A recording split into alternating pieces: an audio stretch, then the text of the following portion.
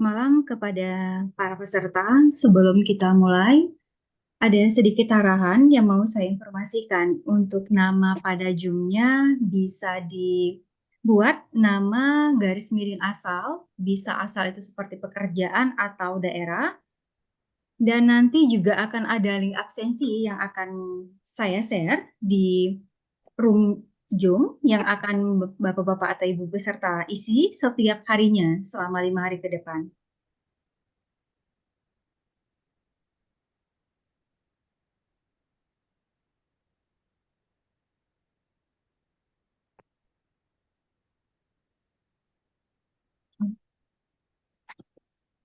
Kita akan mulai. Ya, saya coba ulang kembali untuk arahan kepada para peserta adalah untuk nama pada link Zoom-nya bisa diganti, yaitu dengan nama panggilan, garis miring asal, bisa itu asal daerah atau pekerjaan. Lalu nanti akan ada link absensi yang akan wajib diisi peserta selama 5 hari ke depan. Baik, saya akan buka untuk hari ini. Assalamualaikum warahmatullahi wabarakatuh. Salam sejahtera. Salam sejahtera bagi kita semua. Selamat malam. Salam sejahtera bagi kita semua. Selamat malam Bapak Ibu peserta kegiatan Sumut Trainer Fest 2023 dengan tema berbagi, berkolaborasi, beraksi untuk negeri. Puji dan syukur kita panjatkan kehadiran Allah Subhanahu wa Ta'ala, Tuhan yang Maha Esa, yang telah memberikan rahmat dan karunia-Nya kepada kita semua, terutama rahmat kesehatan sehingga kita semua dapat berkumpul pada malam hari ini untuk mengikuti kegiatan Sumut Trainer Fest 2023. Dan tidak lupa salawat beriring salam kita hadiahkan kepada Nabi besar kita, Nabi Muhammad SAW. Semoga kita mendapat syafaat di yaumil akhir kelak. Yang terhormat Bapak Profesor Dr. Agus Sutarna, SKP, MNSC, Ketua DPN PTPI. Yang kami hormati Bapak Tegen Maharaja, Eskom SH MH, Ketua Umum PTPI Sumut. Yang kami hormati Bapak Ibu selaku pembicara dalam kegiatan ini. Dan yang kami hormati Bapak Ibu peserta Sumut Trainer Fest 2023. Perkenalkan, saya Putri Afrianti selaku MC pada kegiatan malam hari ini. Berikut saya akan membacakan susunan acara kegiatan kita pada malam hari ini. Yang pertama, pembukaan oleh saya sendiri. Yang kedua, menyanyikan lagu Indonesia Raya. Yang ketiga, kata sambutan dari Ketua Umum PTPI Sumut. Yang keempat, kata sambutan dari China Speaker Ketua DPN PTPI. Dan yang terakhir adalah penyampaian materi oleh narasumber. Baik Bapak Ibu, untuk mempersingkat waktu, kita akan memasuki acara selanjutnya, yaitu menyanyikan lagu Indonesia Raya. Kami harap Bapak Ibu mengambil posisi berdiri sambil kita menyanyikan lagu Indonesia Raya.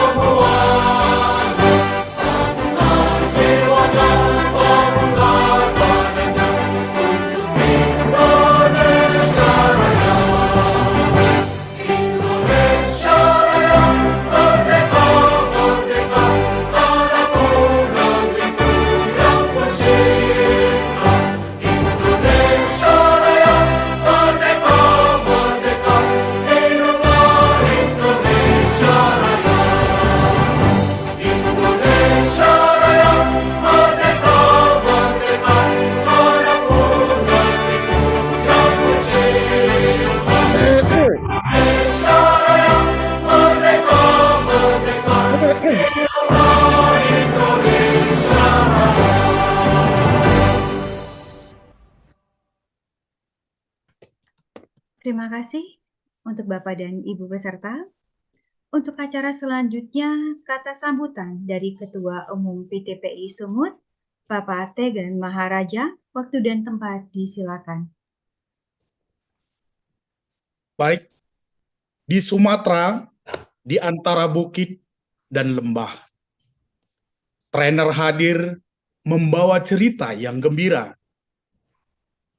Ilmu disajikan dengan penuh semangat, bersama-sama menuju masa depan yang cerah. Assalamualaikum warahmatullahi wabarakatuh. Waalaikumsalam warahmatullahi wabarakatuh. Hai, selamat malam. Salam sehat untuk kita semua. Om Swastiastu, Namo Buddhaya, salam kebajikan. Yang terhormat Bapak Ketua Dewan Pimpinan Nasional Perkumpulan Trainer Profesional Indonesia, Profesor Dr. Agus Sutarna. Maaf, tadi kami buat di flyer memang ada profnya. Tadi Prof bilang belum, ternyata ada, tapi itu merupakan doa kami dari Allah secepatnya. Saya Tegen Maharaja, Ketua PTPI Sumatera Utara, dengan rendah hati dan kebanggaan yang mendalam hadir di sini sebagai perwakilan dari DPW PTPI Sumatera Utara. Sebelumnya, izinkan saya mengucapkan terima kasih yang tak terhingga atas kehadiran Bapak Ibu, teman-teman semua dalam acara bersejarah ini, yaitu Sumut Trainer Fest 2023. Kegiatan ini kita laksanakan selama 5 hari ke depan, dimulai hari ini Sabtu tanggal 23 Desember 2023 sampai dengan Rabu tanggal 27 Desember 2023. Hari ini bukan sekedar sebuah acara, Bapak Ibu, melainkan momentum yang luar biasa bagi para profesional di bidang pelatihan maupun di pengembangan diri. Acara ini menjadi wahana untuk berkumpul, bertukar pikiran, dan menginspirasi satu sama lain untuk meraih kesuksesan yang lebih besar. Bapak Ibu yang saya hormati, teman-teman, melalui kegiatan ini kami berupaya mewujudkan sebuah komitmen yang berdaya, ya, yang terus mendorong inovasi pertumbuhan. Kita tahu di era yang begitu dinamis saat ini sangat penting bagi kita untuk terus mengasah kemampuan dan pengetahuan kita agar tetap relevan dan efektif dalam membantu orang lain untuk mencapai potensi terbaik mereka. Kita semua di sini memiliki peran penting, Bapak Ibu, dalam membentuk masa depan bangsa ini. Tidak hanya bagi diri kita sendiri, ya, tetapi juga bagi masyarakat di sekitar kita. Dalam menjalankan tanggung jawab ini, ya, mari kita saling mendukung, saling berbagi pengalaman, dan belajar satu sama yang lain. Ingat, hanya dengan berkolaborasi dan semangat gotong royong kita dapat mencapai hasil yang luar biasa. Acara ini penuh dengan sesi-sesi menarik nantinya. Ada workshop, diskusi yang dirancang memang untuk memberikan wawasan baru, strategi efektif, serta inspirasi dan memotivasi. Saya harap Bapak Ibu, saudara-saudara, teman-teman, kita dapat memanfaatkan kesempatan ini sepenuhnya. Yuk kita jalin hubungan yang kuat dan membawa pulang pelajaran berharga yang dapat diterapkan dalam semua nanti profesi kita masing-masing. Kemudian sekali lagi kami ucapkan terima kasih atas kehadiran dan dukungan Anda semua dalam Sumut Trainer Fest 2023. Mari kita jadikan acara ini sebagai tonggak awal yang luar biasa bagi perkembangan kita sebagai profesional. Saya yakin dengan bersama-sama kita akan mencapai kesuksesan yang gemilang. Ikuti acara ini yuk sampai akhir nanti. Karena akan banyak reward, banyak nanti yang akan diberikan oleh para trainer. Bonus-bonus banyak. Bahkan akan diberikan sebuah sesi coaching pro bono gratis. Teman-teman, Bapak Ibu mungkin tahu, ya, satu sesi coaching itu biasa dihargai, dibayar sekitar 1 juta sampai ke atas. Nah, ini nanti akan diberikan secara gratis bagi peserta yang beruntung. Nah, ini para coach semua ada di sini, para coach profesional. Itu saja yang bisa saya sampaikan sekali lagi. Insya Allah, mudah-mudahan acara ini sukses sampai akhir. Saya sampaikan, salam PTPI, be professional, be competence. Billahi taufiq walhidayah. Wassalamualaikum warahmatullahi wabarakatuh. Om Santi Santi Om. Waalaikumsalam warahmatullahi wabarakatuh. Assalamualaikum warahmatullahi wabarakatuh. Terima kasih Bapak Tegan Maharaja. Acara selanjutnya itu kata sambutan dari Ketua DPN PTPI Bapak Dr. Agus Sutarna, SKP MMSC. Kami persilakan Bapak untuk waktu dan tempatnya. Baik, terima kasih Mbak Putri. Sama-sama Pak. Selamat malam Bang Maharaja. Malam Pak Coach. Juga semua kawan-kawan para trainer maupun calon trainer.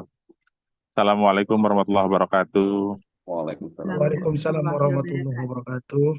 Alhamdulillah akhirnya bergelar juga judul yang sangat menarik sekali nih. Nah, Sumut Trainer Festival. Ini bisa dikembangkan di seluruh provinsi nih, di seluruh DPW. Luar biasa sekali. Terima kasih Pak Maharaja dan kawan-kawan di Sumatera Utara. Pada kesempatan ini, sekali lagi, selain ucapan terima kasih, tentu juga banyak harapan-harapan dari terselenggaranya kegiatan ini yang sangat luar biasa. Ini kegiatan yang inovatif sekali. Saya jadi teringat dengan apa yang saya peroleh untuk tahun depan. Ya, disangka luar biasa memenangkan tender hanya dari sebuah sertifikasi. yaitu trainer ya untuk seluruh provinsi di Indonesia, 38 provinsi. Termasuk nanti saya datang ke Sumatera Utara untuk melatih. Sampai ke Papua sana yang ada 6 ya, 6 atau 7 provinsi itu yang baru-baru. Nah, itu adalah wujud dari keberterimaan baik masyarakat maupun pemerintah dalam konteks certified trainer. Jadi tepat sekali pada kegiatan malam ini, dimulai dari malam ini, yaitu Summit Trainer Festival. Tapi izinkan saya mau memaparkan beberapa slide, mungkin bisa dibantu slide-nya.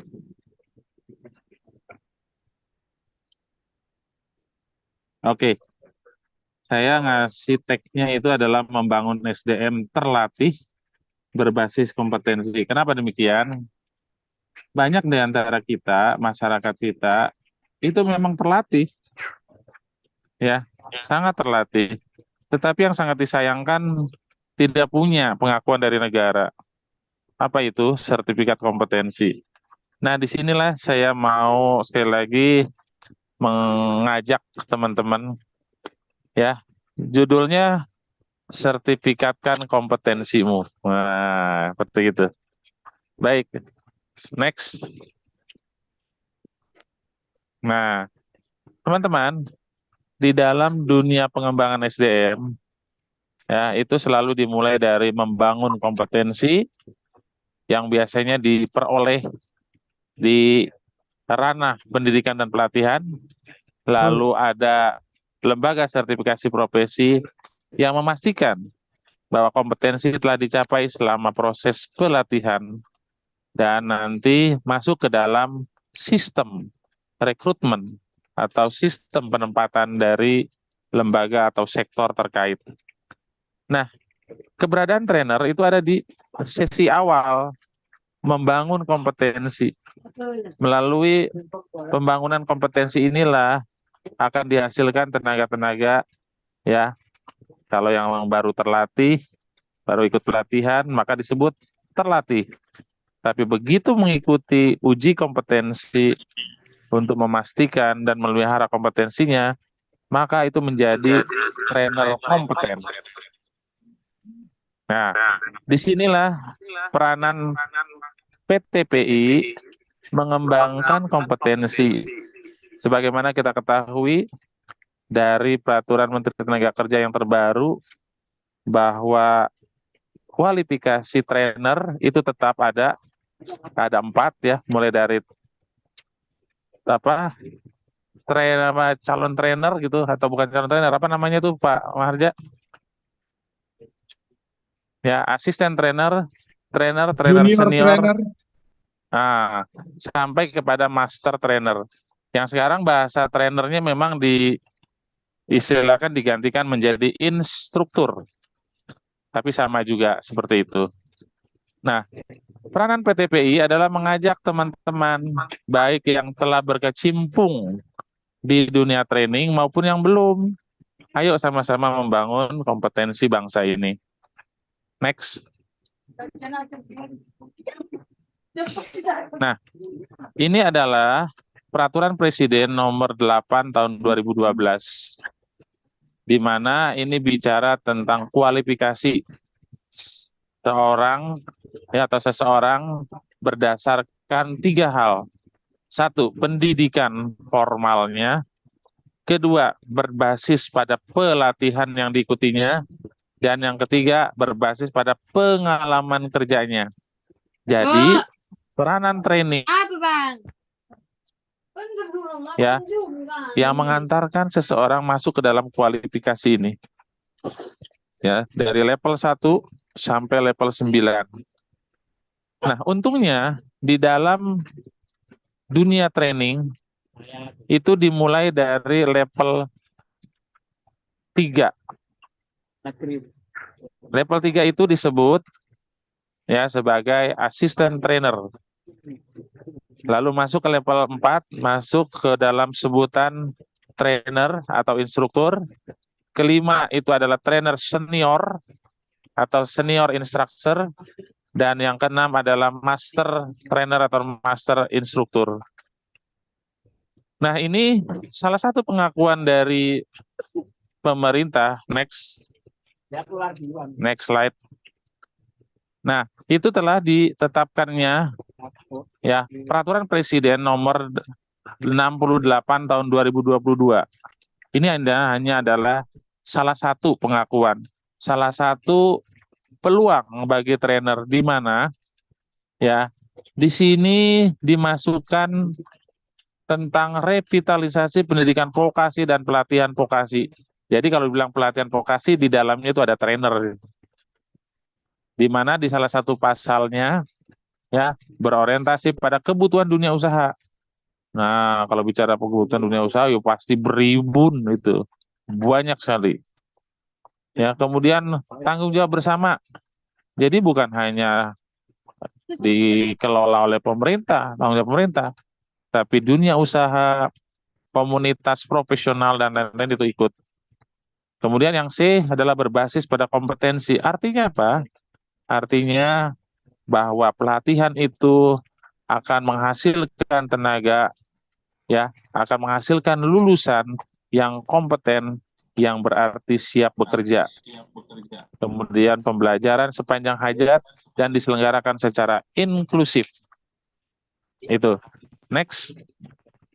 Tujuannya adalah, lanjut, ya, agar dalam pelatihan ini banyak sekali poin-poin yang dapat dihasilkan atau diperoleh oleh para peserta. Sehingga ini menjadi acuan bagi trainer dalam konteks bagaimana menyelenggarakan sebuah pelatihan. Next. Lanjut. Nah, ini adalah salah satu PACE model yang telah dikembangkan, bagaimana link and match operasional yang seringkali banyak yang kurang dipahami. Contoh, bahwa di dalam dunia sertifikasi, ya, kita mengenal yang namanya skema sertifikasi. Wah, bagaimana sampai kepada dunia sertifikasi? Next. Oh, ya. Sementara di dunia pelatihan gimana? Di dunia pelatihan atau pendidikan vokasi, ya, skema atau standar kompetensi itu sudah ada yang disebut dengan learning material. Learning material itu sering juga disebut modul pelatihan. Gitu ya. Jadi sebenarnya apa yang bisa kita latih banyak sekali. Ya, bukan berarti harus ada SKKNI, nggak perlu. Ada SOP, perlu dilatih sesuai dengan SOP. Ada dari pemerintah, ada kebijakan, perlu. Misal, ambil contoh aja, pengentasan stunting. Itu menjadi sebuah kebijakan ya yang bisa dilatih. Karena itu menjadi learning material di dalam proses pelatihan berbasis kompetensi. Next. Nah, itu sehingga dari apa yang semua saya paparkan, satu poin yang harus kita perjuangkan. Apa itu? Sertifikatkan kompetensimu. Jadi, melalui dunia pelatihan, membangun orang menjadi kompeten. Tapi jangan lupa, agar kompetensinya itu diakui, bukan hanya oleh negara, tapi dunia industri dan segala macam, maka perlu mendapatkan sertifikasi kompetensi.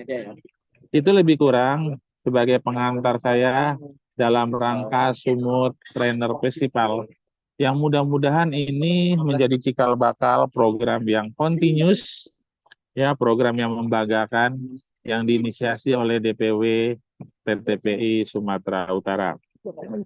Dengan izin dari Ketua DPW Sumatera Utara, PTPI Sumatera Utara, izinkan dengan mengucapkan Bismillahirrahmanirrahim pembukaan Sumatera Utara Trainer Festival tahun 2023. Semoga Allah Subhanahu wa Ta'ala meridhoi upaya kita dan menjadikan ini sebagai ladang amal bagi kita semua. Terima kasih. Billahi taufiq wal hidayah. Wassalamualaikum warahmatullahi wabarakatuh. Waalaikumsalam warahmatullahi wabarakatuh. Terima kasih Bapak Agus Sukarna atas sambutannya. Mohon izin Bapak, jika memang Bapak ada kegiatan lainnya, kami persilakan Bapak untuk live Zoom. Terima kasih Pak. Baik Bapak Ibu, kita sampai pada acara yang kita tunggu. Penyampaian materi dari pembicara yang hebat, ahli di bidangnya masing-masing. Dan akan dipandu oleh moderator kita, Bapak Rahmat Cahyadi, SE MSI. Sebelum ke Bapak Rahmat Cahyadi, saya perkenalkan sedikit portofolio Bapak Rahmat Cahyadi. Nama lengkap Rahmat Cahyadi atau Bapak Rahmat Cahyadi, biasa dipanggil Bapak Raka. Beralamatkan Jalan Banten kilometer 14,8 di Ski. Riwayat pendidikan S1 Ekonomi Pembangunan Universitas Malikul Saleh, S2-nya Ilmu Ekonomi Universitas Sumatera Utara. Pengalaman bekerja, education, konsultan Raimu Inteligensi Mapping, dan trainer di PT PI Sumut. Kepada Bapak Rahmat Cahyadi, waktu dan tempat kami persilakan.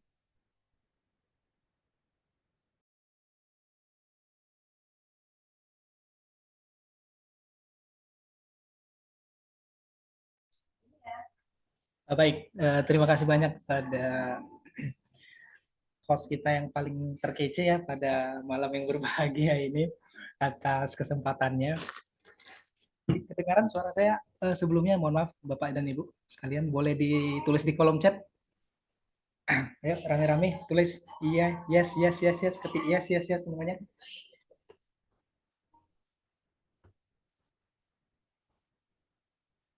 Oke. Oke, mantap. Luar biasa Bapak Ibu semuanya, semangatnya saya lihat di malam yang berbahagia ini, yang dimana semua punya aktivitas yang masing-masing, punya kesibukan yang masing-masing, tapi apresiasi yang luar biasa karena bisa menyempatkan waktu berada di tengah-tengah acara ini untuk upgrade ilmu lagi, untuk bisa mendapatkan ilmu-ilmu baru ya dari pembicara hebat kita di malam ini. Kira-kira Bapak dan Ibu, sebelum kita lebih jauh lagi, boleh nih diketik di kolom chat dari mana aja asalnya. Boleh?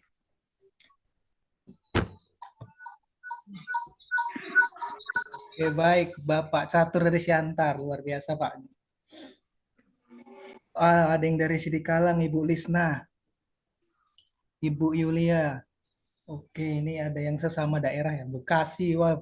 Coach Yanuar dari Bekasi, Masya Allah. Luar biasa, ada Bu Wahyuni dari Medan. Halo Bu Wahyuni.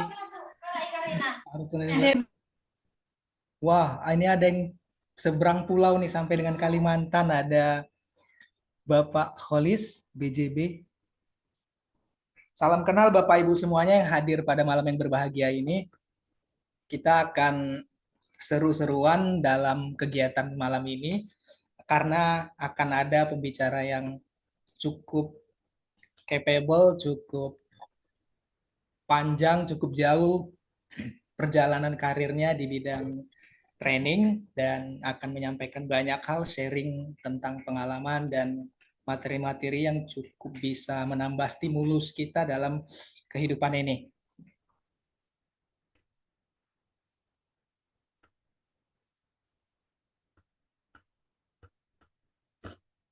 Oke, baik.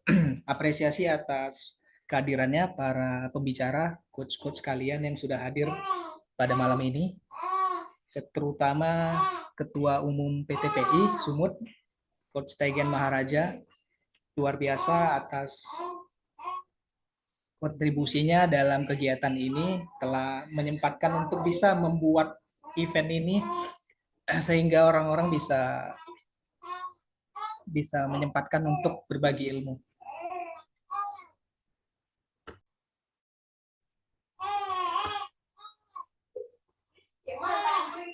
Baik, untuk menghemat waktu, langsung saja kita masuk dalam materi kita pada malam ini.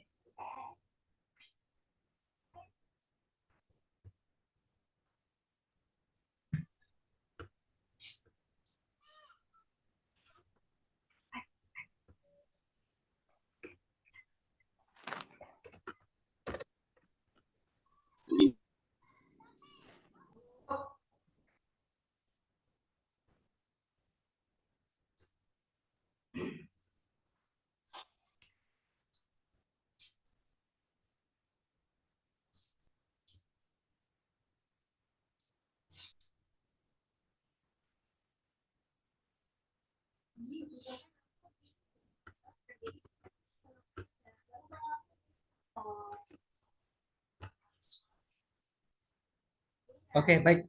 Mohon maaf, ada kesalahan teknis sedikit. Oke, Bapak Ibu semuanya, kita akan masuk ke acara yang kita tunggu-tunggu, di mana di sesi pertama ini kita akan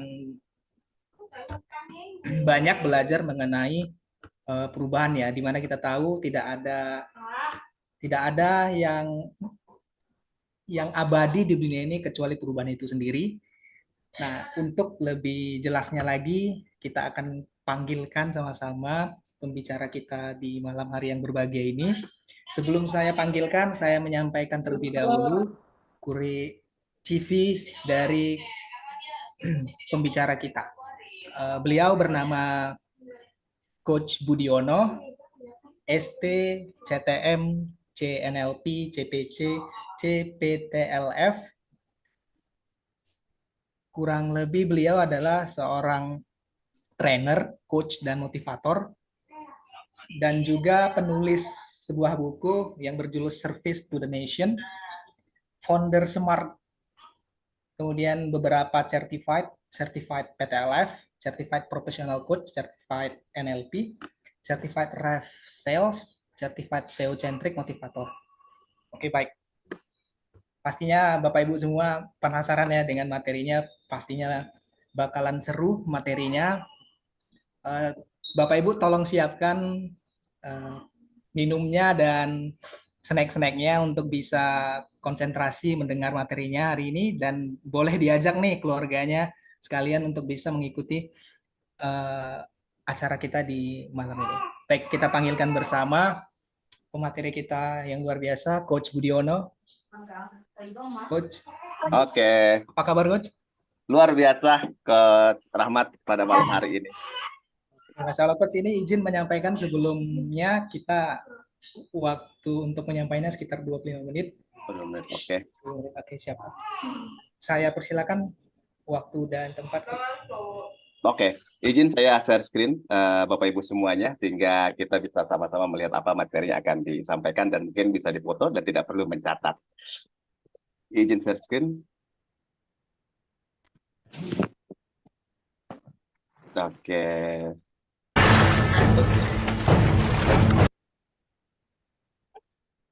Sudah kelihatan?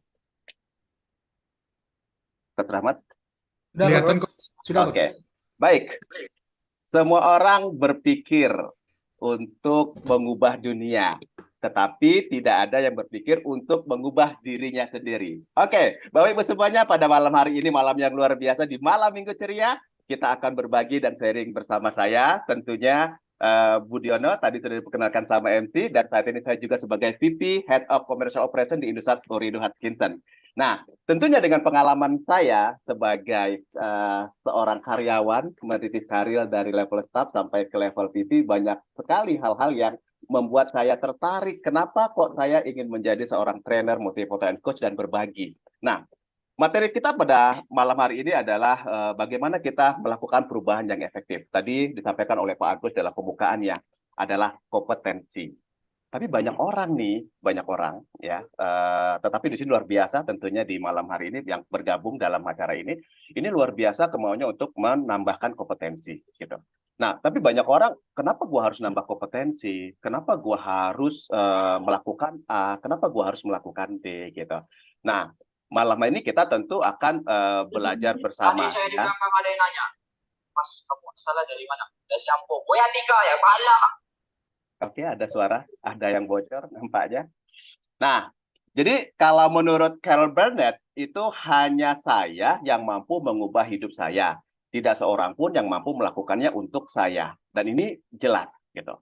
Ya, kalau bagi yang agama non-muslim atau yang muslim juga kurang lebih sama. Ada hal yang menyatakan seperti ini, gitu. Artinya apa? Hanya diri kita yang bisa mengubah kondisinya kita sendiri, gitu.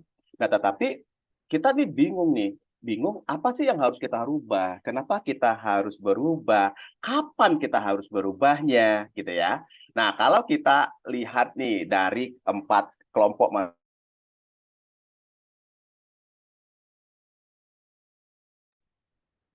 oke. Nah, nanti kita bisa lihat kita kira-kira kita ada di kelompok yang mana. Oke. Nah, kalau 4 kelompok manusia tadi, sebelum kita masuk ke perubahan, kita harus mengetahui dulu kita ada posisi mana. Yang pertama adalah no action. Nah, no action itu adalah apa? Kelompok manusia yang selalu menyerah sebelum melakukan sesuatu. Malas bergerak atau mager, istilah yang tren sekarang. Hanya scroll atas bawah. Kemudian kalau diajak, yuk kita melakukan sesuatu, yuk kita belajar sesuatu. Dia selalu melakukan yang namanya 3 penyakit, yaitu blaming, excuse, dan justify. Itu yang selalu dilakukan untuk orang-orang yang no action. Tentunya yang ada di sini, di room ini, bukan yang no action. Oke? Selanjutnya yang kedua, apa yang kedua? Yang kedua adalah retreat in action. Nah, retreat in action ini apa?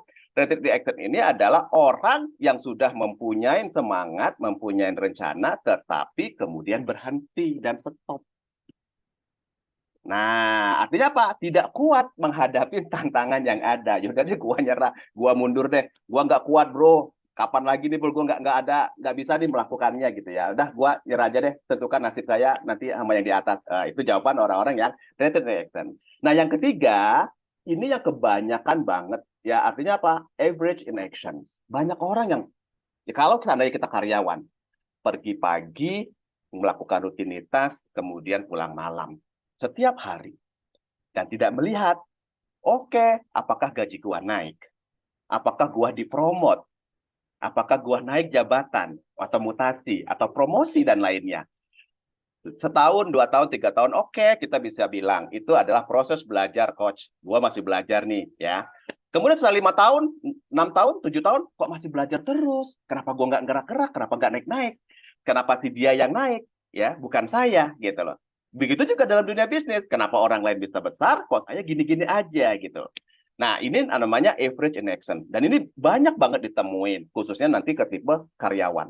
Oke, nah, yang keempat adalah massive in action. Apa sih itu massive in action? Massive in action adalah orang yang sudah mempunyai plan dan terus berusaha dan melakukan yang terbaik sampai 10 kali. Dalam buku-buku Tugit itu akan dijelaskan. Itu mereka melakukannya dengan setia. Artinya apa? Dia setia. Nah, bukti kesetiaan apa? Nanti barulah misalnya gaji naik, ilmu bertambah, jabatan naik, atau dipromosi, atau dimutasi, itu adalah buah dari kesetiaan mereka. Itu yang namanya massive in action. Jadi apa? Dia tidak pernah berhenti, dan tidak pernah stop, dan dia tidak pernah merasa gagal. Karena apa? Itu merupakan bagian daripada suatu proses. Oke. So, dari 4 ini, boleh diklik nih, diketik ya, nanti sama Bapak moderator dibacain sama Pak Rahmat. Kira-kira sekarang ini nih di tahun 2023 ini pas banget nih Pak Maharaja membuat momen ini ya buat kita bersama, karena kita buat refleksi kita buat kita di tahun 2024 jika kita nih kelompok manusia yang mana. Harapannya kita yang keempat ya, massive in action. Oke, silakan bisa ditulis kolom chat sehingga nanti bisa jadi catatan, bisa recordnya lagi. Oh, gua waktu itu di tahun 2003 di tanggal 23 Desember ikut acara FEST training di apa sama PTPI, itu gua nulis bahwasanya gua sekarang masih di retreat in action. So di tahun 2024 gua ada di mana? Oke? Nah, ini ada sedikit video yang bisa dilihat. Nah,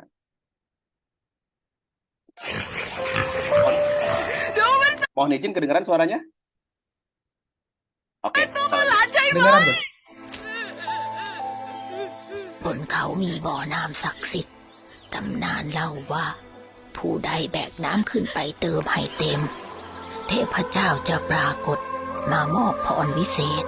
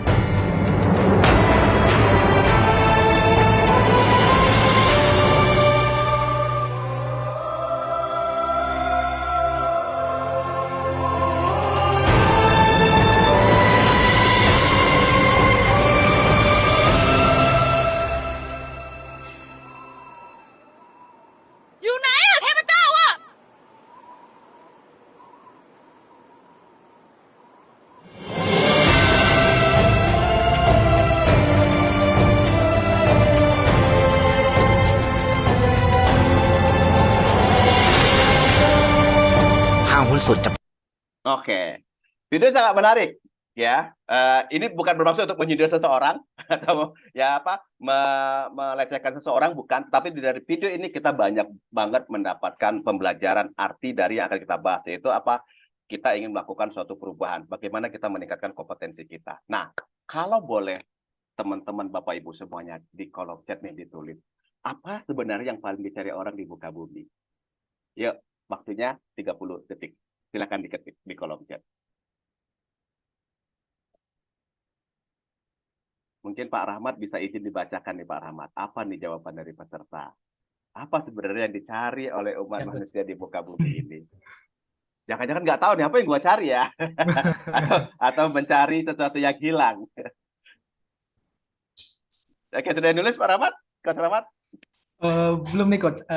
Kebahagiaan Coach dari Ibu Rita. Kebahagiaan. Nah, oke ya. Ada yang mencari di muka bumi adalah kebahagiaan. Oke, ada yang mencari kesuksesan.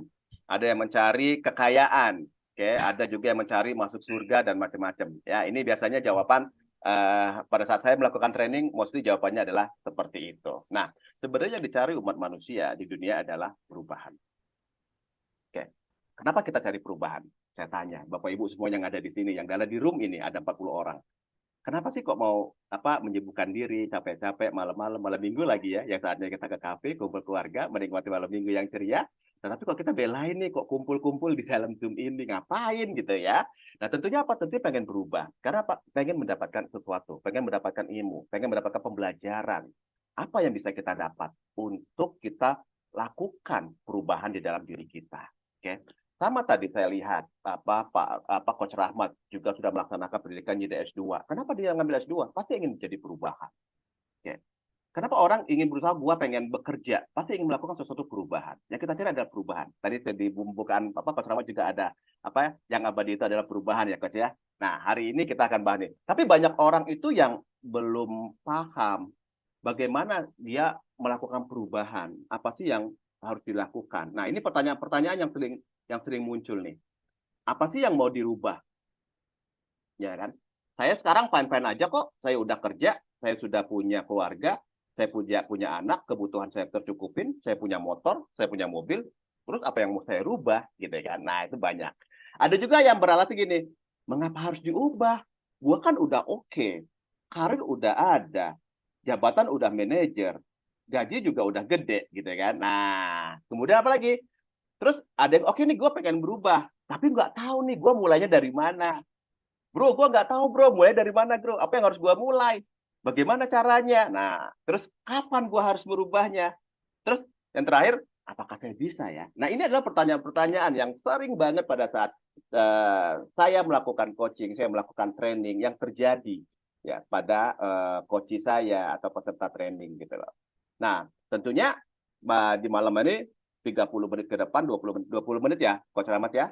Kita akan coba bahas masalahnya ada di mana sih, kenapa kita susah melakukan perubahan gitu. Atau sudah berusaha tapi kita mundur. Nah, kita pakai teori ini dari Anthony Robbins. Ya. Itu ada 3 bagaimana cara kita melakukan perubahan. Yang pertama, naikkan standar Anda. Tadi Pak Agus bilang, kompetensi. Misal kalau kita kerja di suatu kantoran, saya contohnya di kantor karena saya orang kantoran nih ya. Nah, bukan orang bisnis. Di kantor dia bekerja udah terlalu lama, udah lama lah misalnya 2 tahun, 3 tahun dan seterusnya. Tetapi ilmunya gitu-gitu aja, ya. Hanya bisa pakai Excel, hanya standar, ya. Tidak bisa dia mengolah secara lebih mendalam sampai muncul grafik, sampai pakai rumus dan seterusnya gitu loh. Disuruh bikin presentasi juga tidak bisa. Disuruh mempresentasikan, tambah lagi tidak bisa. Kemudian disuruh untuk berbahasa Inggris, tampil mengomunikasikan ide dan lain-lain dalam bahasa Inggris, dia juga selalu diam dan dia tidak bisa. Nah, bagaimana dia bisa melakukan perubahan itu? Ya, dengan apa? Naikkan standarnya tadi. Yang tadinya di tingkat elementary, naikkan ke tingkat intermediate, di tingkat advance, apapun itu akan merubah standar kita. Gitu ya. Nah, terus yang kedua apa? Yang kedua adalah barulah kita akan masuk nih bagaimana kita merubah keyakinan kita. Kita sudah tahu, standar kita udah meningkat, barulah mindset kita akan berubah. Mustahil tanpa adanya peningkatan standar, itu mindset kita akan berubah. Nah, dari mana sih mindset itu datang? Mindset itu datang dari asumsi. Asumsi apa? Sesuatu yang kita anggap benar, tetapi belum tentu kebenarannya. Nah, ini kebanyakan orang berasumsi. Yang tadi, gue sudah, misalnya seorang sales. Seorang sales, dia udah lama, udah 5 tahun, 10 tahun, bahkan 15 tahun. Oh, kenapa gue harus belajar? Kan gue udah jadi sales, gue jago sales, ya gue selalu dapat insentif tiap bulannya. Nah, itu adalah mindset. Ya, belum ke mindset apa? Itu adalah asumsinya dia dulu. Nah, kemudian setelah baru asumsi apa? Baru muncul namanya belief, keyakinan. Apa itu belief? Belief adalah kumpulan daripada asumsi. Nah, setelah belief, baru nanti masuk namanya ke mindset. Nanti baru kita belajar namanya fixed mindset sama growth mindset. Awalnya apa? Awalnya adalah asumsi dulu, gitu. Karena apa? Kita sering berasumsi. Ya kan? Nah, ini yang kita harus rubah, ya. Jadi apa? Pada saat kita meningkatkan standar kita akan berubah bagaimana cara berpikir kita. Pola pikir kita tentunya akan berubah. Oke. Nah, yang ketiga apa? Yang ketiga, barulah kita ubah strateginya kita. Nah, kalau kata Einstein, itu saya sangat suka kata-kata Einstein, suatu kegilaan jika kita ingin mengharapkan hasil yang berbeda, tetapi dengan cara yang sama. Oke. Contoh yang paling gampang, banyak di antara karyawan, di pebisnis dan seterusnya, itu menganggap bahasa Inggris adalah bahasa yang paling sulit. Oke. Tetapi dia sudah belajar. Bagaimana cara kamu belajar? Saya belajar dengan menggunakan YouTube dan menonton film, gitu. Tetapi kok sudah 1 tahun, 2 tahun, 3 tahun saya nggak ada kemajuan, progresnya ya seperti itu aja, gitu. Apakah akan kita lanjutkan di tahun yang ke-5, tahun ke-6, tahun ke-7 dan seterusnya dengan pola yang sama? Yaitu Bapak belajar dari YouTube dan belajar nonton film, gitu. Kita udah 3 tahun nih, udah 3 tahun kita lakukan, tapi juga gitu-gitu aja bahasa Inggrisnya, gitu kan, nggak lancar-lancar amat lah, gitu kan. Nah, bagaimana caranya? Ya ubah caranya, nggak cukup dengan nonton YouTube, nggak cukup dengan nonton film. Apa yang harus dilakukan? Ya bisa jadi dengan kursus, bisa jadi dengan menghadiri grup-grup discussion, bahasa Inggris, gitu, belajar untuk memproseskan bahasa Inggris. Nah, itu adalah strategi. Ya. Nah, jadi apa? Ada 3 tadi yang perlu diingat. Naikkan dulu standarnya kita, ubahlah keyakinan kita, kemudian barulah ubahlah strategi kita. Nah, ini yang pertama yang berat, naikkan standar kita. Bagaimana kita bisa menaikkan standar kita? Oke. Saya kasih rumus. Ya, ini rumus yang juga dipakai di dalam teosentrik, yaitu rumus 3P. Apa itu rumus 3P? Yang pertama adalah purpose. Oke. Apa itu purpose? Tujuan. Oke. Nah, tentunya sangat beda. Analoginya simple. Analoginya adalah pada saat kita ingin diajak pergi ke gunung. Kita pergi ke gunung nih. Pak Rahmat, Coach Rahmat, yuk kita pergi ke gunung. Oke.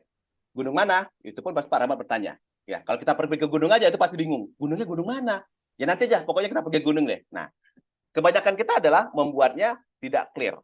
Membuat tujuan itu tidak clear dan belum pernah duduk membuat bagaimana purpose itu supaya menjadi clear. Kan akan beda nih, Pak Rahmat. Besok, di minggu depan, kita akan ke gunung bersama tim, terdiri dari 5 orang. Kita akan naik ke Gunung Kerinci. Ya, perlengkapan yang kita harus bawa adalah ini, gitu. Nah, itu tentu akan beda pada saat kita bicara, Coach Rahmat, yuk kita pergi ke gunung. Pasti akan beda. Oke. Dan pada saat kita bilang pula, Coach Rahmat, kita pergi ke gunung atau kita pergi ke pantai. Tentunya pada saat kita pergi ke pantai, persiapan ke gunung bisa dipakai nggak? Ya tetap bisa, tapi tidak akan maksimal. Mungkin akan dibilang tidak sesuai, gitu kan? Apa? Kita paksakan. Orang kita pakai jaket, pakai sweater, pakai ponco, gitu kan? Bawa tenda, kok kita ke pantai, gitu. Nah, ini kebanyakan dari kita dan juga saya pada saat saya melakukan coach, ini yang belum clear pada saat menemukan bagaimana sih purpose-nya itu dibuat, ya. Apa yang mau dicapai sama seseorang itu, gitu. Nah, kemudian selanjutnya adalah potensi. Setelah kita tahu purpose-nya yang mau kita capai, barulah ada orang itu kemauan untuk belajar atau merubah diri tadi. Barulah mereka meningkatkan standarnya. Nah, meningkatkan standarnya itu apa? Yaitu dengan potensi yang ada di dirinya tadi. Apa aja yang harus dikembangkan, apa saja yang harus dipelajarin, sehingga apa? Mendekatkan dengan purpose yang ingin dicapai. Bukan menjauhkan, tapi mendekatkan. Gitu. Nah, pada saat kita tidak pernah meningkatkan potensi kita, purpose kita tidak akan semakin dekat. Purpose kita akan stuck, atau mungkin purpose kita akan semakin jauh. Gitu. Nah, yang terakhir adalah passion. Passion itu apa? Gairah. Mungkin Bapak Ibu semuanya pada saat melihat ada orang atau anak itu yang suka main game sampai malam, berjam-jam tahan gitu kan. Ada juga kalau seorang trainer dia tahan berhari-hari pindah dari satu tempat ke tempat lain, tapi energinya tetap sama dan stabil, itu baru kita sebut namanya passion. Begitu juga kita dalam melakukan aktivitas sehari-hari. Mustahil orang akan muncul passionnya jika dia tidak punya purpose dan dia tidak punya potensi yang kuat untuk melakukan atau mencapai purpose itu. Passion tidak akan muncul. Oke, selanjutnya. Seringkali bakat potensi ditemukan justru ketika seorang sedang fokus, ketika melakukan yang terbaik dalam suatu bidang selama bertahun-tahun. Nah, itu bisa jadi menjadi suatu potensi, ya. Kalau dalam TLML itu seperti ini. Nah, tapi banyak juga orang yang gagal dalam hidup dan bisnis bukan karena mereka bermimpi terlalu tinggi dan gagal meraihnya, melainkan karena mereka bermimpi terlalu rendah dan meraihnya. Jadi apa? Sudah kebiasaan berada di comfort zone, gitu. Ya, kalau kita bicara comfort zone, ya udah. Jadi mereka udah nyaman, tidak mau melakukan perubahan. Itu berat untuk melakukan perubahan pada saat kita berada di comfort zone. Comfort zone, kemudian baru fear zone, kemudian baru learning zone, kemudian baru growth zone kita bicaranya. Nah, pada saat dia mau di growth zone, harus lewat dulu fase comfort zone, kemudian masuk ke fear zone, kemudian masuk ke learning zone. Nah, malam ini kita berada di learning zone untuk mencapai apa? Growth zone-nya kita. Nah, kita masuk ke purpose. Apa sih sebenarnya purpose itu? Purpose itu apalah? Menyelesaikan masalah. Kemudian bergerak dari keadaan saat ini menuju keadaan yang kita inginkan. Apa sih sebenarnya yang kita inginkan? Gitu. Kalau ditanya, ditulis mungkin di kolom chat, apa yang diinginkan Bapak Ibu semuanya? Kebanyakan menjawab itu dengan abstrak. Menjawab itu dengan apa? Saya ingin, tadi seperti saya bilang, saya ingin bahagia, saya ingin sukses, saya ingin dipromosikan, dan lain-lain yang sifatnya abstrak tidak bisa diukur. Ya, tapi malam ini kita akan belajar bagaimana membuat itu menjadi nyata. Oke. Nah, ini dasarnya. Dasarnya apa? Dasarnya ada dua. Current condition atau present state atau keadaan saat ini. Terus kita ingin menjadi keadaan yang seperti apa? Apa sih yang kita inginkan? 5 tahun, 10 tahun, 15 tahun, 20 tahun. Itu yang namanya purpose. Nah, sumber daya ini adalah apa yang kita milikin saat ini. Terus bagaimana kita mengelola sumber daya ini supaya kita bisa mendekatkan diri kita dengan apa yang ingin kita capai tadi.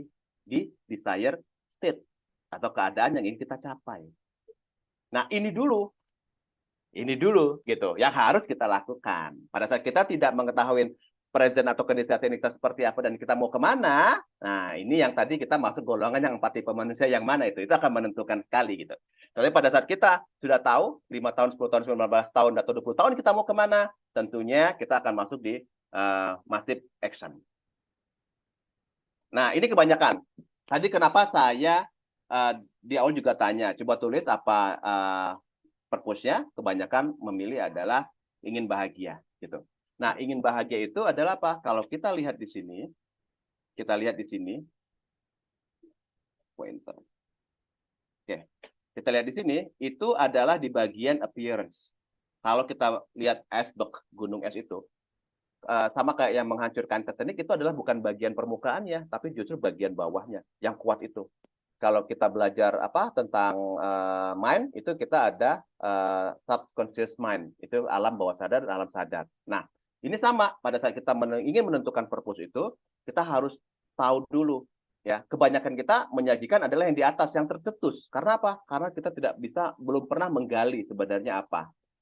Yaitu apa? Sebenarnya yang kita ingin buat dalam purpose kita adalah bagaimana kita sampai ke deep structure, bagian yang paling bawah. Inti dari yang ingin kita capai. Oke. Misalnya ingin bahagia. Nah, nanti ada caranya. Selanjutnya kan saya jelaskan bagaimana caranya, itu dengan chunking method. Ya, kita akan menggali sehingga sampai deep structure. Nah, pada saat di deep structure inilah itu baru akan menjadi purpose-nya kita. Selagi masih di appearance, itu bukan suatu purpose. Karena apa? Itu masih di level abstrak. Bapak Ibu semuanya. Oke. Ini kita habis materi dulu ya, Coach Rahmat ya. Oke. Ya, Coach, silakan, Coach. Nah, ini selanjutnya. Bagaimana sih kita akan gunakan chunking? Chunking itu apa? Ada 3 ya, chunking down, chunking up, sama chunking side. Tapi kita akan belajar mungkin malam ini satu aja dulu. Ya, satu dulu untuk bagaimana kita mendeep structure idenya kita tadi. Misalnya kayak gini. Oke. Coach Rahmat, apa yang diinginkan? Misalnya Coach Rahmat menjawab, yang ingin saya capai adalah saya ingin bahagia. Ya, kemudian saya cangking nih, sampai kita ingin ketemu deep structure-nya. Oke, Coach Rahmat, apa yang membuat Coach Rahmat itu bahagia? Oke.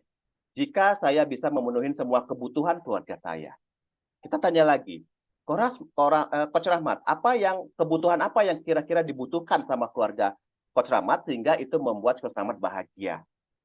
Oke, yang saya butuhkan adalah saya ingin menyekolahkan anak saya sampai pendidikan S2. Oke. Kenapa begitu penting Coach Rahmat untuk menyekolahkan anak Coach Rahmat sampai pendidikan S2?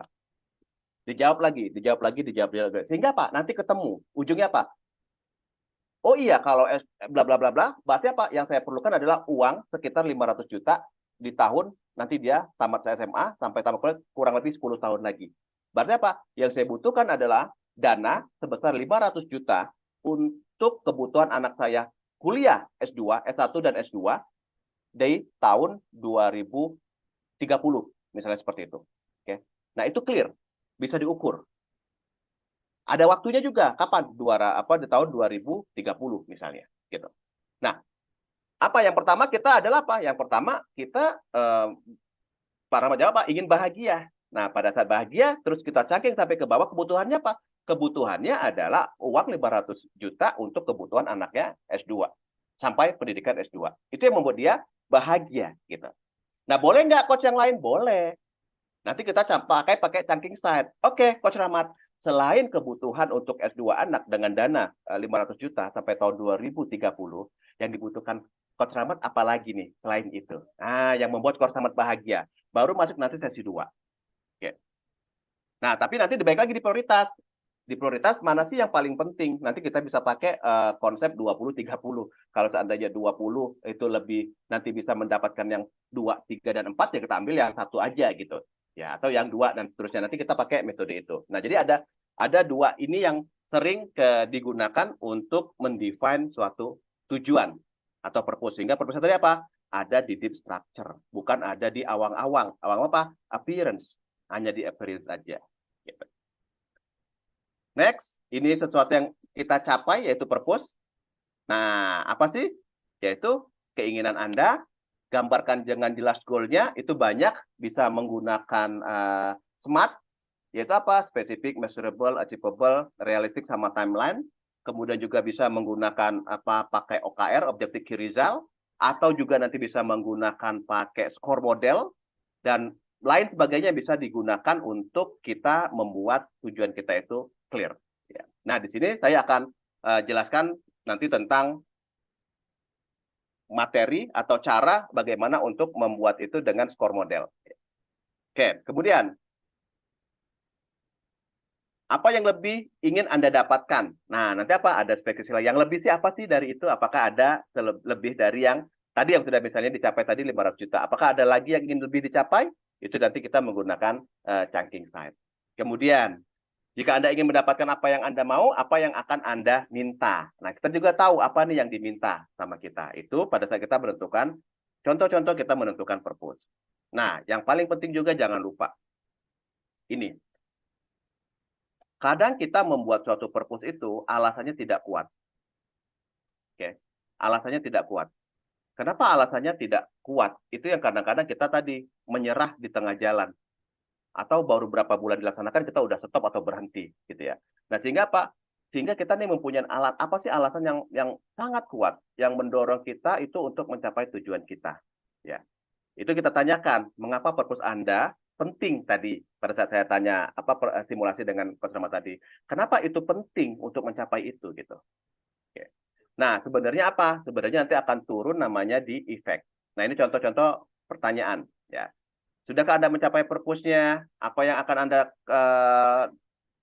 dapat kejadian kemudian selanjutnya? Mengapa Anda ingin mendapatkan purpose Anda saat ini? Apa yang akan terjadi jika Anda tidak mencapai purpose Anda saat ini? Mengapa purpose itu penting bagi Anda? Ya. Nah, itu adalah tadi pertanyaan-pertanyaan. Kenapa dulu kita tanya why-nya?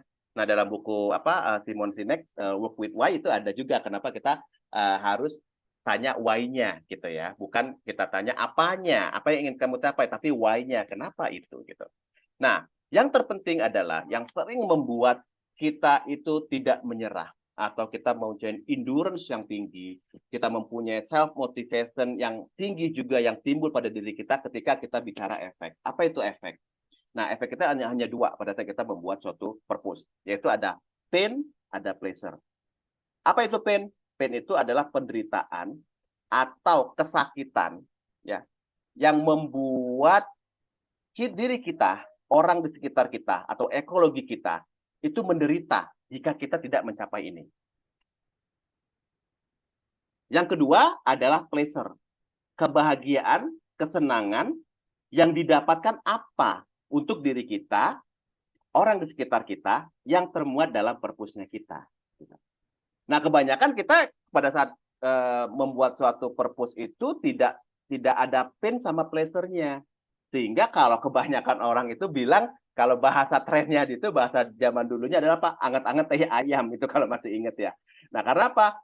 Semangat berhenti, kemudian semangat berhenti lagi. Karena apa? Tidak ada pain-nya.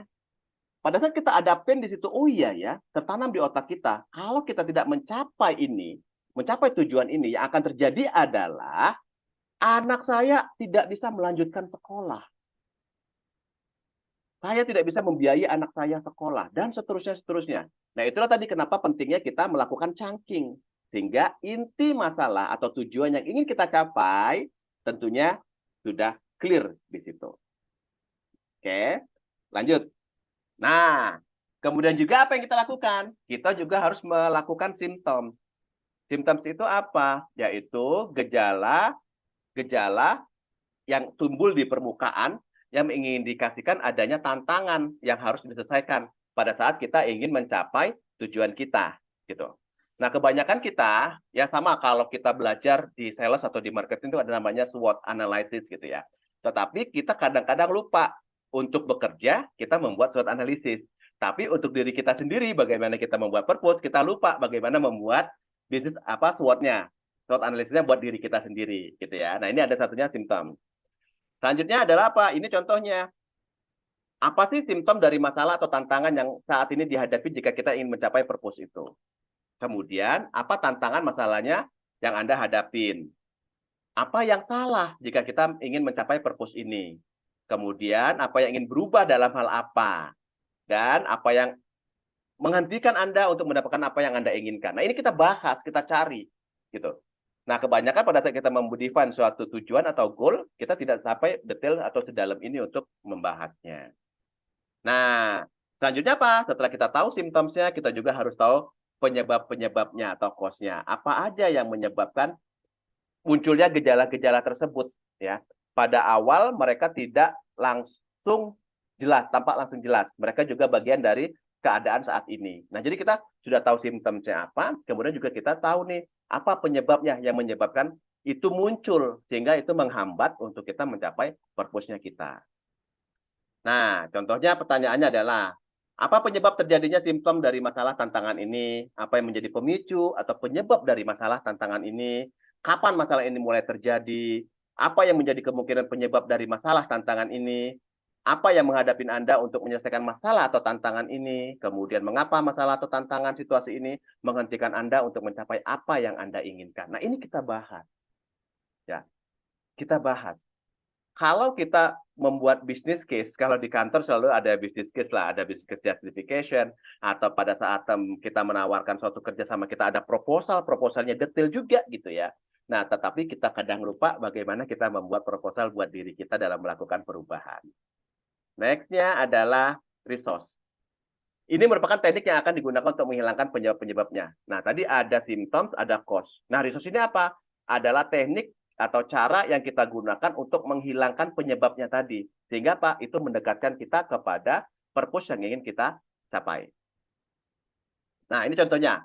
Apakah resource yang dapat membantu Anda menyelesaikan penyebab masalah atau tantangan ini? Apa nih resource-nya? Kita checklist. Resource-nya apa aja nih? Kemudian, apa yang harus Anda milikin? Kebiasaan, kondisi, kemampuan, keyakinan. Sampai di sini pun, ya, barulah kita akan bicara namanya habit. Jadi pada saat teman-teman melakukan training atau ikut training masalah habit, misalnya change your habit, oke, rubahlah habit Anda. Pertanyaannya, pada saat teman-teman belum menemukan purpose, ya, belum menambah potensinya, belum ada passion di situ, jangan pernah bicara masalah habit. Karena apa? Apa yang harus kita rubah? Habit apa yang harus kita rubah? So far saya good loh sama ini. Tetapi pada saat kita ingin menuju ke suatu desired state, ya, barulah habit itu akan terjadi. Next. Apakah Anda pernah mencapai tujuan yang seperti ini atau pernah menyelesaikan masalah tantangan seperti ini sebelumnya? Itu kita juga review. Ya. Apakah kita pernah mencapai ya atau ada kondisi waktu zaman 2 tahun, 3 tahun, 5 tahun belakang itu kita pernah mencapai atau menghadapi kondisi atau situasi yang sama. Bagaimana saya menyelesaikannya itu juga bisa dibawa untuk experience yang purpose yang akan kita capai. Nah, apakah Anda mengetahui seseorang yang telah mencapai apa yang Anda inginkan, kita pun bisa melihat, oh ya dia sama nih kayaknya tujuannya sama yang seperti saya ingin capai. Kita Kita cari tahu ya, kira-kira apa yang dia lakukan. Artinya apa? Kita juga belajar dari eksternal. Selanjutnya, jika Anda telah mencapai purpose Anda dan Anda bisa melihat kembali ke belakang apa yang Anda lihat dan dapat Anda kerjakan untuk menyelesaikan purpose itu. Nah, ini adalah kondisi-kondisi yang masih banyak lagi yang bisa kita lakukan untuk kita mengidentify, ya, mendalamin, sehingga apa? Sehingga pada saat kita membuat purpose itu benar-benar purpose itu sudah clear, ya, dan kita bisa lakukan, bukan di awang-awang lagi gitu. Nah, sama ini pada saat kita bekerja, kalau kita bicara namanya strategi and execution. Ini adalah strateginya. Ya, ini baru strateginya. Nah, kita kadang lupa sebenarnya ilmunya sama. Kita membuat strategi untuk suatu produk, kita bikin strategi kayak PPTIP ini kan ada strategi nih bagaimana meningkatkan kompetensi ya seseorang atau kompetensi coachnya gitu. Nah, itu apa? Itu adalah strategi. Nah, sama kita juga bangun strategi kita sehingga apa? Kita siap untuk melakukan suatu perubahan. Karena yang dicari umat manusia adalah perubahan. Nah, bagaimana caranya? Caranya adalah dengan skor model ini. Nah, ini bisa Bapak Ibu lihat semuanya ya. Jadi yang paling penting adalah sebelum kita melakukan sesuatu, apapun yang akan kita capai, tentukan dulu purpose-nya nomor 1. Apa sih tujuan kita? Apa yang ingin kita capai? 5 tahun, 10 tahun, 15 tahun. Ya. Tentunya purpose-nya dibuat yang besar. Ya. Orang kadang bilang ada short term, medium term, sama long term. Ya. Nah, biasanya orang kalau sudah oke, tadi ambil yang short term aja deh, yang ringan enggak. Seharusnya itu adalah kumpulan, ya, kumpulan purpose untuk mencapai purpose yang besar, gitu. Sehingga apa? Kita tidak merasa di comfort zone. Kebanyakan orang merasa di comfort zone apa? Karena apa? Sudah cukup merasa mencapai purpose yang diharapkan. Tetapi apa? Masih banyak atau peluang yang bisa dia manfaatkan. Yang kedua adalah efek. Ini yang paling penting tadi saya bilang. Di sini ada pain, ada pleasure. Ingat ada pain, ada pleasure. Apa itu? Yaitu penderitaan yang akan didapat jika kita tidak mencapai purpose-nya kita. Baik itu buat diri sendiri atau ekologi yang ada di sekitar kita. Oke. Yang ketiga adalah simptom. Apa itu gejala-gejalanya yang menghambat kita untuk mencapai purpose? Apa ini? Ya kita tuliskan 1, 2, 3, 4, 5 dan seterusnya. Ya. Nah kemudian apa sih yang menyebabkan? Ya, siap. Berapa lagi waktunya, Coach Rahmat? Udah habis, Coach. Udah habis ya, oke. Nah, 2 menit ya, kurang 2 menit ya. Nah, jadi kita baru bahas kemudian apa penyebabnya, apa yang menyebabkan simptom-simptom ini terjadi. Kemudian baru kita cari solusinya. 1, 2, 3, 4, 5. Solusi ini apa? Solusi ini adalah yang mendekatkan diri kita dengan purpose yang ingin kita capai. Ya, jadi template ini bisa digunakan. Duduk, kita merenung apa yang akan kita lakukan, tulis dengan clear, ya nanti bisa dikonsultasikan dengan coach yang ada di PTIP. Next. Sekarang siap untuk mengambil keputusan atau tidak? Itu ada di tangan Anda semuanya, karena perubahan itu terjadi yang dilakukan oleh diri kita sendiri, bukan orang lain. Jadi keputusan ada di diri kita. Baru kita bicara potensi. Pada saat kita sudah bicara namanya purpose. Selagi kita belum punya purpose, jangan pernah kita bicara namanya potensi. Tidak akan berubah potensi kita. Purpose adalah diiringi dengan potensi-potensi, barulah kita bisa mencapai purpose-nya kita. Kemudian baru muncul namanya passion atau gairah di dalam hidup kita untuk menghasilkan yang lebih baik. Begitu, Coach Rahmat untuk materinya. Kurang lebih 20 menit. 20 menit ya tadi waktunya. Yes, Coach. Thank you, Coach. Oke, siap, baik. Luar biasa, Coach. Mari kita berikan tepuk tangan yang meriah ya untuk Coach Budiono yang materi tadi luar biasa. Kita dengarkan bersama-sama. Menarik tadi ada quotes-nya, setiap orang berpikir untuk mengubah dunia, Coach ya, tapi nggak ada orang yang berpikir untuk mengubah dirinya sendiri. Luar biasa materinya. Daging ya kalau dibilang. Oke, baik Bapak Ibu semuanya, saya berikan kesempatan untuk satu orang penanya ya di sesi ini. Boleh silakan di raise hand ataupun tulis di kolom chat.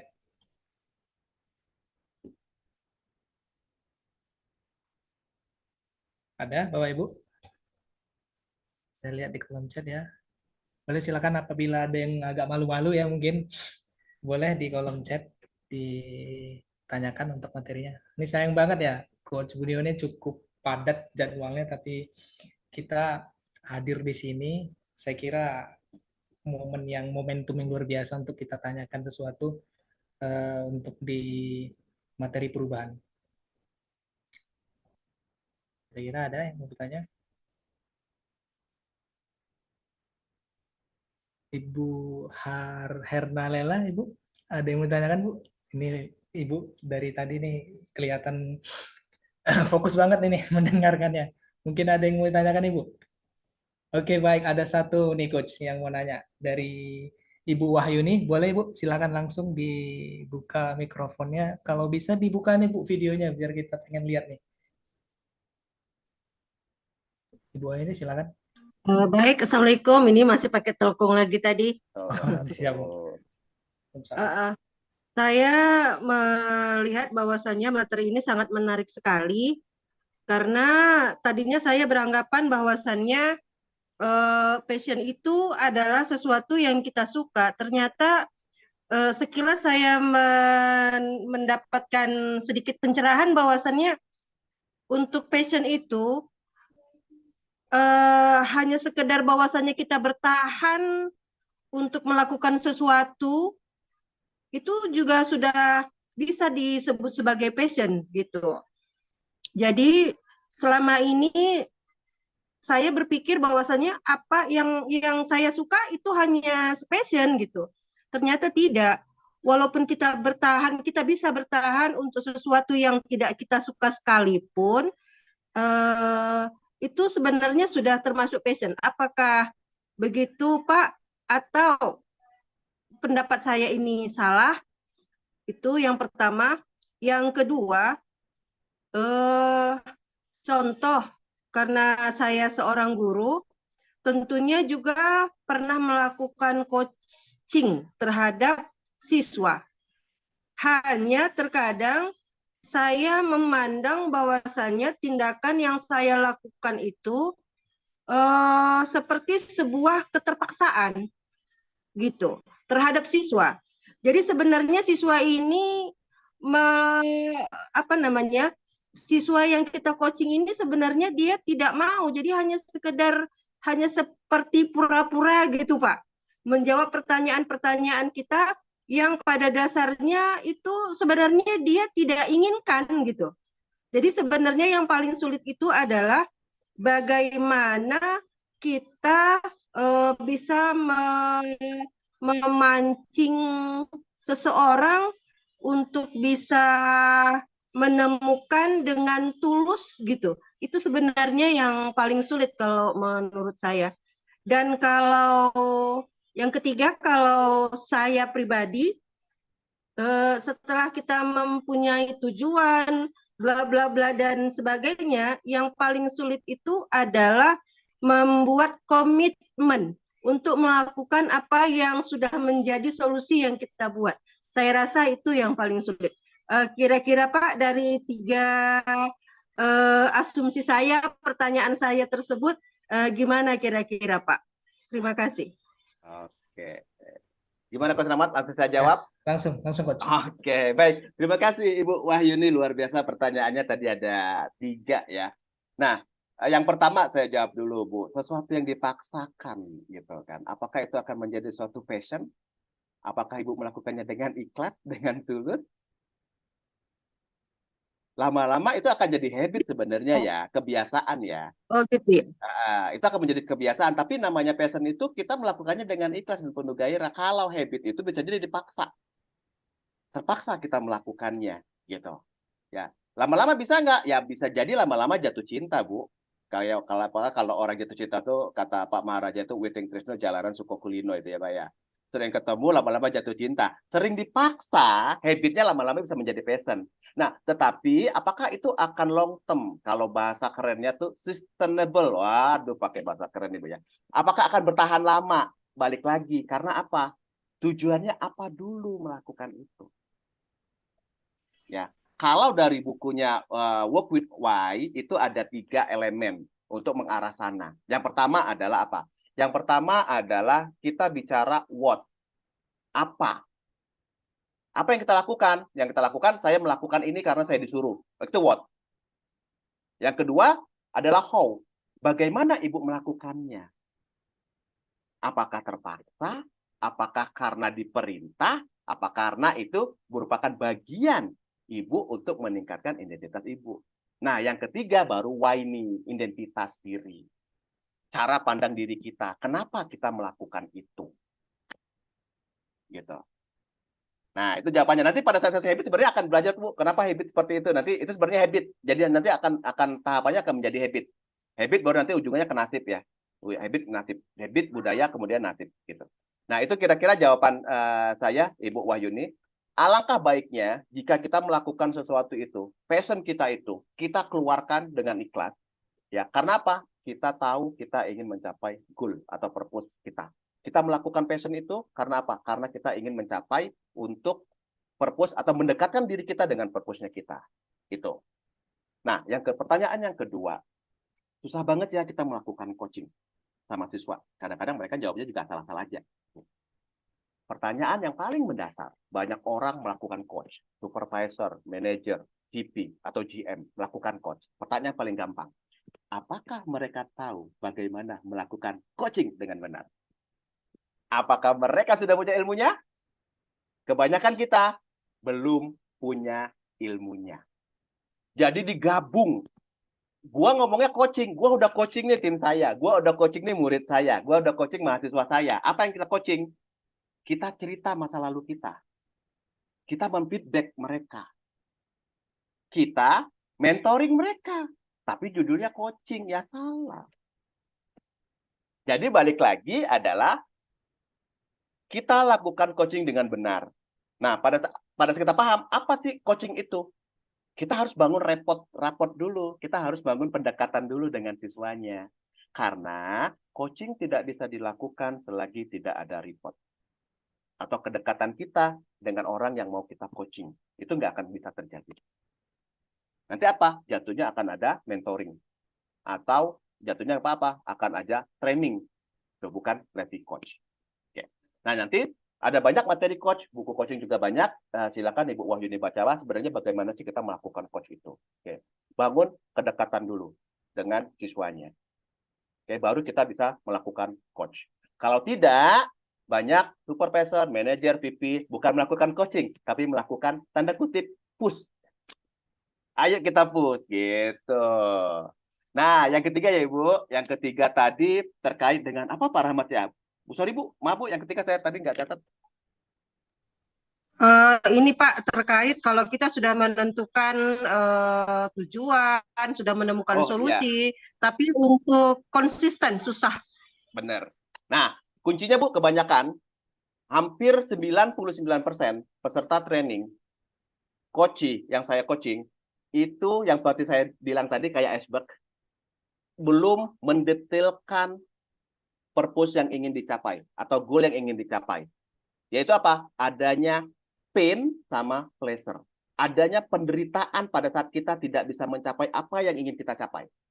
Penderitaan apa? Buat diri kita, buat ekologi kita. Kalau sudah berkeluarga, ada istri, ada anak, ada orang tua atau saudara. Itu masuk dalam ekologi kita, masuk dalam radius kita pada saat kita mendirikan purpose itu. Selagi kita membuat purpose atau goal tidak ada pain sama pleasure-nya, atau kita bilang efek tadi, itu kita tidak akan muncul namanya komitmen. pasti akan setengah-setengah. Balik lagi apa? Retreat, no action. Retreat action, artinya apa? Sudah di jalan, stop tengah jalan.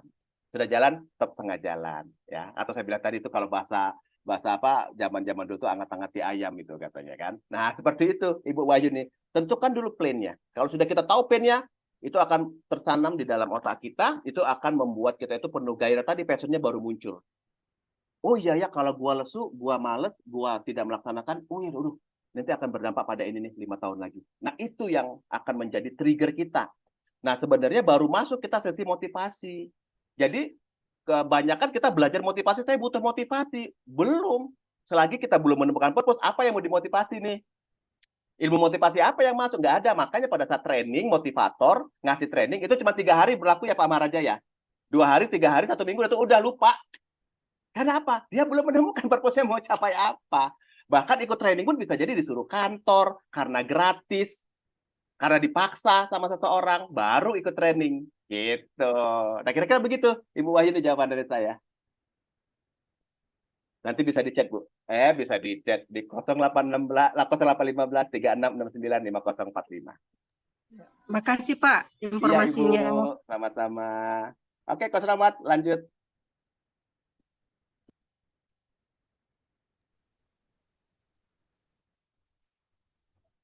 Oke, baik Ibu Wahyuni, terima kasih banyak atas pertanyaannya.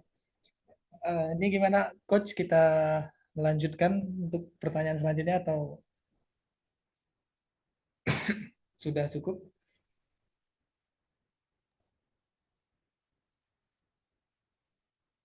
Waktunya sampai jam berapa kita, Coach Rahmat? Udah habis closing ya? Coach. Oke, udah closing. Ya, udah closing. Oke, Coach, baik.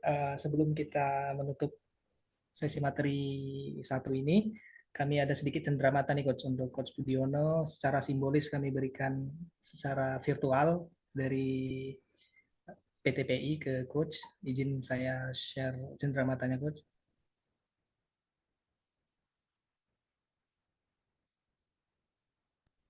Oke, kelihatan Coach? Oke, terima kasih Coach Rahmat, Pak Maharaja, Coach Maharaja, atas kesempatan bisa mengisi acara yang luar biasa di closing tahun 2023. Semoga kita semua jauh lebih baik dengan melakukan satu perubahan untuk 2024 yang lebih brilian. Thank you. Terima kasih banyak Coach atas sharingnya pada malam hari ini. Semoga sehat selalu Coach. Kita nantikan di event selanjutnya.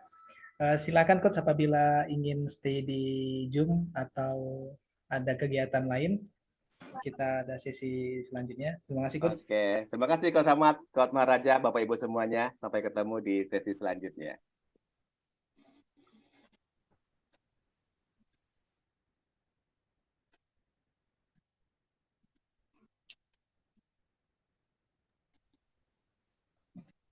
Oke, Bapak Ibu semuanya, kira-kira gimana? Masih semangat? Boleh ditulis di kolom chat. Semangat, semangat, semangat. Boleh tulis Bapak Ibu. Saya lihat antusiasme peserta pada malam hari ini di tahun terakhir kita ya 2023. Semoga di tahun baru kita akan lebih baik lagi Bapak Ibu ya setelah mengikuti event kita selama 5 hari ke depan. Akan ada pemateri-pemateri seru lainnya yang akan mengisi di webinar kita di hari-hari selanjutnya. Tetap stay tune Bapak dan Ibu semuanya karena akan ada hal-hal menarik yang akan kita berikan kepada Bapak Ibu semua dan ada hadiah menarik juga yang kita siapkan untuk para peserta yang cukup dibilang fantastis ya hadiahnya. Ada saya spill, boleh kita spill ini Coach Tegen hadiahnya. Baik, ada banyak nanti ya, yaitu salah satunya e-book premium itu nanti akan dapat. Kemudian sesi coaching free. Ya, tadi udah disampaikan bagaimana sih coaching yang sebenarnya. Itu nanti akan kita undi. Kemudian ada lagi kemarin untuk pembicara kita yang lain akan diberikan voucher pelatihan ya. Jadi nanti kalau ada pelatihan PTPI ataupun IGI yang berbayar ya, pelatihan yang berbayar itu yang ikut ini pasti akan dapatkan voucher gitu. Kemudian apa lagi ya? Nanti adalah kejutan-kejutan yang lain lagi dari trainer-trainer berikutnya. Oke, Yang siap. jelas Berarti ya. ikuti sampai akhir Nah, ya. kita udah mendengar tadi ya, Bapak Ibu semuanya kalau akan ada kejutan-kejutan menarik di setiap sesinya. Terus terus ikutin webinar kita sampai dengan selesai 5 hari. Baik, untuk selanjutnya kita ada sesi kedua materi ini. Ini baru kita dapat info, seyogianya ada jadwal kita itu sama Coach Fauzi. Sesuai dengan jadwal, ternyata ini saya baru dapat info barusan ini, beliau sedang sakit. Nah, Oh, gimana ini? Apakah kita selesaikan aja sampai di sini? Mungkin tanya jawab ke panitia disilahkan. Contoh ada yang saya lihat tadi nanya-nanya, ini dapat sertifikat nggak? Gratis nggak? Terus nanti ini sertifikatnya berapa JP dan lain-lain sebagainya. Mungkin kalau ada yang tanya ke panitia, silahkan. Karena setelah ini kemungkinan kita doakan Coach Fauzi dalam keadaan sehat, ya, cepat sehat, cepat sembuh. Nah, ini baru dapat pula infonya ini. Kalau tadi sore mungkin bisa kita atur siapa yang jadwal yang kedua ya. Lagian waktu kita juga sudah hampir habis ya. Kita targetkan ya jangan lama-lama supaya masih bisa istirahat ya. Ini kan weekend ya, jadi mungkin ada masih istirahat. Mungkin kalau ada yang mau bertanya terkait dengan kegiatan kita ini sampai hari ke-5 nanti, silakan. Nah, kemudian untuk gimana cara mendapatkan sesi coachingnya, itu nanti akan di akhir. Kita akan nilai, panitia menilai peserta yang aktif, peserta yang akan mengikuti sampai akhir, nanti itu nilai oleh panitia. Nah, kemudian yang kedua yang ingin saya sampaikan, sertifikatnya free apa tidak. Nah, seperti itu. Saya sampaikan bahwa ini free ya, dengan ada catatan, dengan ada syarat. Syaratnya apa? Nanti di akhir akan disampaikan gitu. Jadi di hari ke-5 nanti akan disampaikan Bapak Ibu. Pasti free.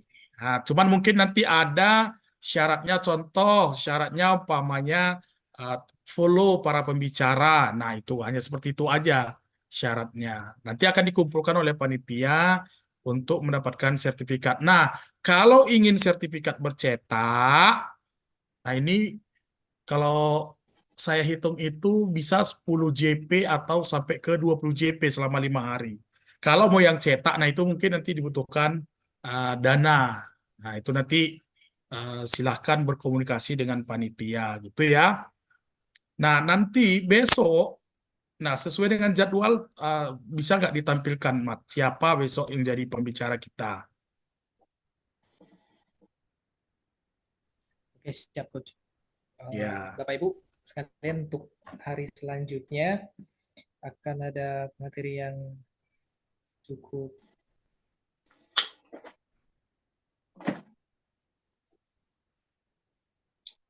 di hari kedua. Kita ada di sesi pertama ada Coach Rita Andriani Sitorus dengan materi menuju rebranding organisasi.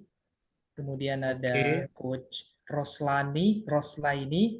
Nah, ini menarik nih tentang peran Gen Z di era Society 5.0. Oke. Nah, pastinya ini cukup nendang ya materinya ya. Untuk Bapak Ibu sekalian, diajak teman-temannya lain untuk bergabung dan keluarganya. Oke, mungkin foto bersama sebelum ditutup. Oke, baik, Bapak Ibu, kita foto bersama sebelum kita meninggalkan Zoom. Mohon untuk mengaktifkan videonya sama-sama Bapak Ibu untuk kita screenshot di malam yang berbahagia ini.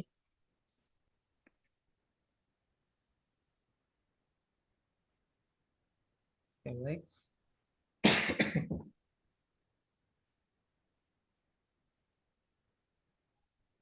Sudah bisa kita mulai kan?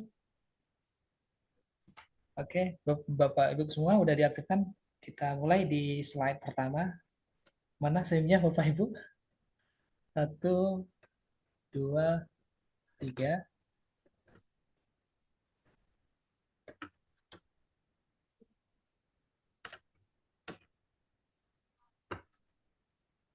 Oke, di slide selanjutnya. Baik, 1, 2, 3. Oke, baik Bapak Ibu semua. Terima kasih atas kesempatan waktu dan